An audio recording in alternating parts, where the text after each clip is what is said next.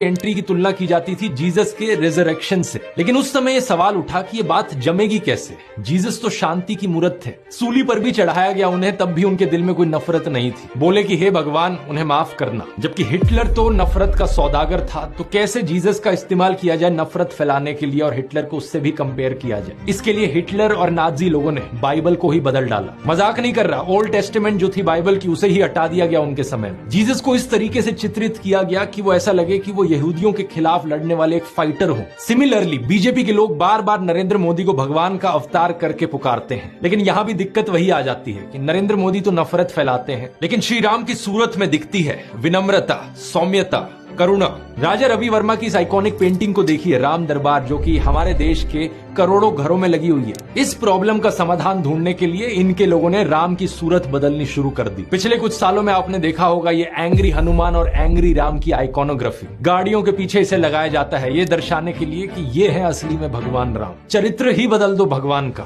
रामायण में मुसलमानों का कोई जिक्र नहीं है, लेकिन इन लोगों ने रामायण को भी तोड़ मरोड़ दिया अपने नफरतखोर एजेंडा के लिए। 2016 में एक बीजेपी एमपी ने कहा कि मुसलमान तो रावण के डिसेंडेंट्स हैं। व्हाट्सएप माफिया वालों ने हमारे हिंदू स्क्रिप्चर्स में एक झूठा कोट इंसर्ट कर दिया, धर्म हिंसा तथैवच। जो चीज किसी वेद पुराण में नहीं थी, किसी रामायण महाभारत में नहीं थी, इन्होंने जबरदस्ती अपना नफरतखोर एजेंडा बीच में घुसा दिया उसे। धर्म हिंसा तथैवच, आपको जान करके आनंद होगा कि ये किसी भी ग्रंथ में कहीं पर भी नहीं लिखा हुआ है, और इससे आपके रोंगटे भी खड़े हो जाने चाहिए कि ये कौन सी सेंट्रलाइज्ड कॉन्स्पिरेसी यूनिट है जो इतनी बड़ी बड़ी साजिशें करती है कि जो बात धर्म ग्रंथ में लिखी भी नहीं हुई है उसको संस्कृत में लिख करके उसको चारों तरफ व्हाट्सएप से और दूसरे जरियों से फैला देती। सच तो ये है दोस्तों कि ये लोग हमारे हिंदू धर्म को ही तोड़ने मरोड़ने लग गए अपने नफरतखोर एजेंडा को फैलाने के लिए। लेकिन अब बहुत से हिंदुओं को इनका एजेंडा समझ में आ गया है। इस तरीके का हमारे धर्म के साथ खिलवाड़ करना लोगों को अच्छा नहीं लग रहा है, इसलिए ये कार्ड भी अब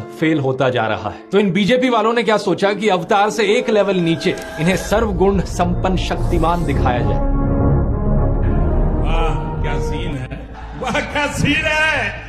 लेकिन किसी को यहां शक्तिमान बनाने का सबसे आसान तरीका है कि दूसरी साइड वाले की इमेज नीचे गिराओ।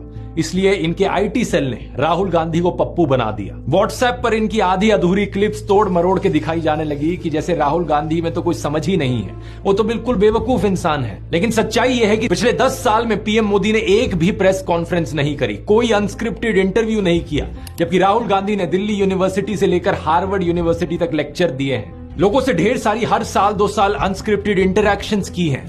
ये बात सही है कि उनकी कुछ फनी क्लिप्स जरूर है जहां उनके मुंह से कुछ उलट पुलट निकल गया। This morning I got up at night.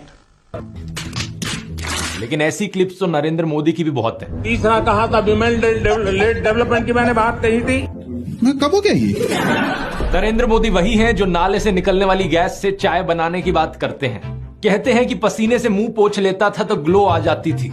कभी ये क्लाइमेट चेंज को डिनाई करते हैं कि गर्मी नहीं बढ़ रही बल्कि हमारी गर्मी सहने की शक्ति कम हो रही है, तो कभी ये बादलों से रेडार का सिग्नल रोकने की बात करते हैं। लेकिन मैंने कहा इतने क्लाउड है, बारिश हो रही है, तो एक बेनिफिट है कि हम राडार से बच सकते हैं। एक तो जानते नहीं है, ऊपर से अहंकार इतना कि अपने अज्ञान का भी एहसास नहीं। एक दफा मोदी दूसरे देश में गए थे, वहां भारत का राष्ट्रीय गान चल रहा था और ये बीच में ही चलने लगे।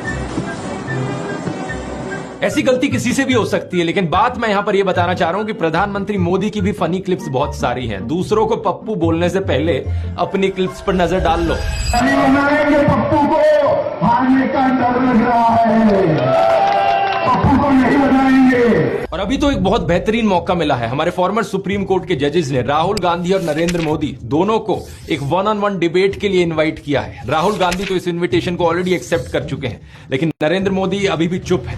अगर ऐसा होता है तो जनता के लिए भी एक बड़ा सीधा मौका होगा देखने का कि नरेंद्र मोदी और राहुल गांधी में से कौन ज्यादा समझदार है, कौन ज्यादा इंटेलिजेंट है और कौन ज्यादा केपेबल लीडर है देश के लिए। लेकिन नरेंद्र मोदी अगर इस डिबेट से भागते हैं और जवाब ही नहीं देते तो समझ जाना कौन यहां पर बेहतर है। इस कल्ट ऑफ पर्सनैलिटी में प्रधानमंत्री मोदी का सबसे बड़ा कार्ड है सब जगह फोटो चिपकाओ। बचपन में मैं सोचता था कि ये कोका कोला जैसी ड्रिंक्स की एड्स क्यों आती हैं टीवी पर, हर कोई तो जानता है कि कोका कोला क्या है। बाद में मुझे समझ आया कि out of site is out of mind, यानी नजर से बाहर तो दिमाग से बाहर। और इसकी उल्टी एक टैक्टिक है, जितना नजर में रहोगे उतना लोगों के दिमाग में घुसोगे।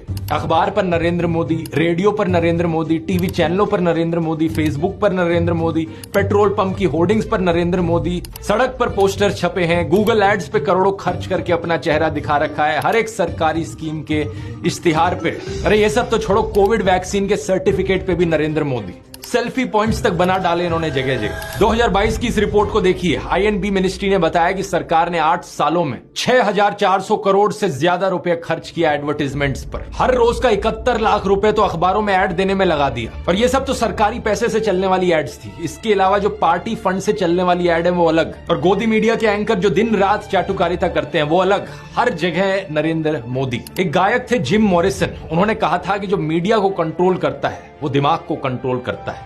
लेकिन एक और सिंगर थे बॉब मार्ले, उन्होंने कहा था कि हर वक्त हर किसी को बेवकूफ नहीं बनाया जा सकता। और अब यही हो रहा है कि हर तरफ मोदी का चेहरा देखकर लोग उकता गए हैं। और ये जो वॉर रुकवाने वाली कहानियां हैं, इन पर पूछा जा रहा है कि इतनी ही वॉर रुकवाने वाले हो तो मणिपुर की हिंसा क्यों नहीं रुकवा देते।